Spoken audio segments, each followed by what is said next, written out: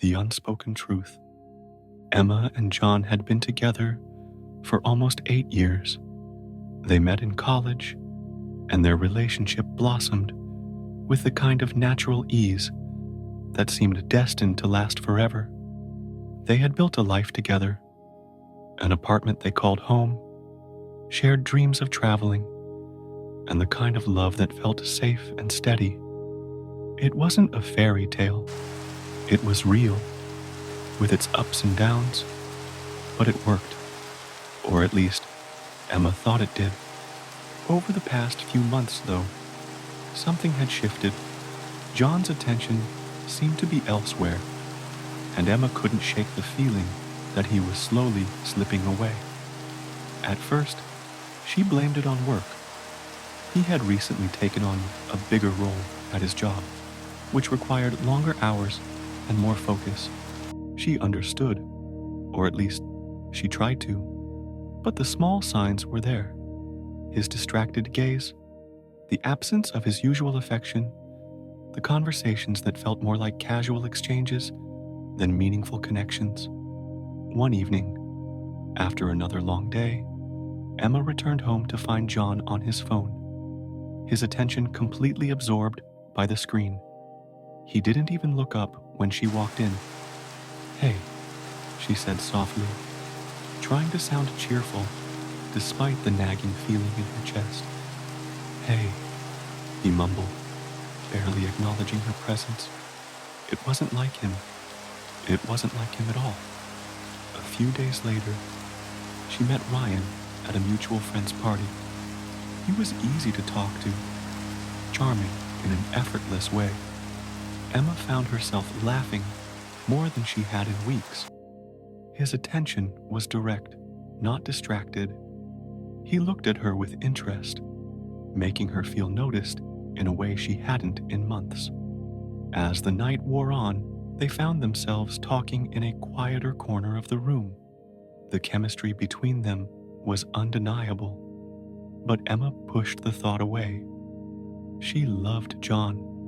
She couldn't, no, she wouldn't betray him.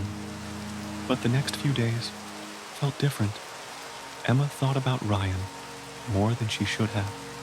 He texted her a few times, casually, but it was enough to pull her attention away from John. The small moments of excitement, the thrill of something new, began to take root in her mind. She couldn't help herself. Emma knew it was wrong, but part of her wanted to feel that excitement again. One evening, John had to work late. Emma was alone, and Ryan texted again, inviting her out for a drink. She hesitated, but only for a moment. "I'll be there," she replied. They met at a cozy bar downtown. The conversation flowed effortlessly, and before she knew it, they were sitting side by side, their legs brushing against each other under the table. The chemistry was undeniable, a magnetic force that pulled them closer with every passing second. Emma's mind raced with guilt. She loved John, but in that moment, she didn't care. She was tired of feeling invisible, tired of being the woman who had been neglected. Ryan's presence was a distraction, a way to escape the loneliness that had begun to settle inside her. She didn't want to be the one left behind, always waiting for attention that never came. As the night wore on, they found themselves walking through the empty streets, the cool night air doing little to calm the heat between them. It wasn't long before they were kissing, tentatively at first, then with increasing urgency. The kiss felt different from anything Emma had ever felt. It was raw, unrestrained, and dangerous. She knew she shouldn't, but the passion took over, drowning out the guilt, the voice that told her this wasn't right. They ended up at Ryan's apartment. Everything that happened after was a blur. Whispers, touches, and the feeling of being wanted. But as the moments passed, the initial thrill began to wear off, and a sinking feeling settled in her chest. What was she doing? What had she done? The next morning, Emma woke up with a pounding headache and a heavy heart. She felt empty.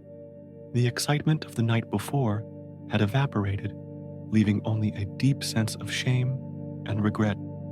She dressed quickly, avoiding Ryan's eyes as he tried to make small talk. She couldn't wait to leave. As she drove home, the weight of what she had done hit her. The betrayal felt like a stain she couldn't wash away. She had crossed a line she could never uncross, and the thought of seeing John, knowing what she had done, twisted her insides. But it wasn't just about the act itself. It was about what it revealed. She had been seeking something from someone else because she felt neglected, unseen, and now everything had changed. When she got home, John was sitting on the couch, waiting for her. He looked up as she walked in, his face unreadable. The silence between them was thick, suffocating. She opened her mouth to speak, but no words came out. How could she explain what she had done? How could she justify it? John spoke first, his voice soft but steady. "I know." Emma froze, her heart racing. What do you mean?" "I've known for a while," he said quietly, his gaze meeting hers. "I know something's been of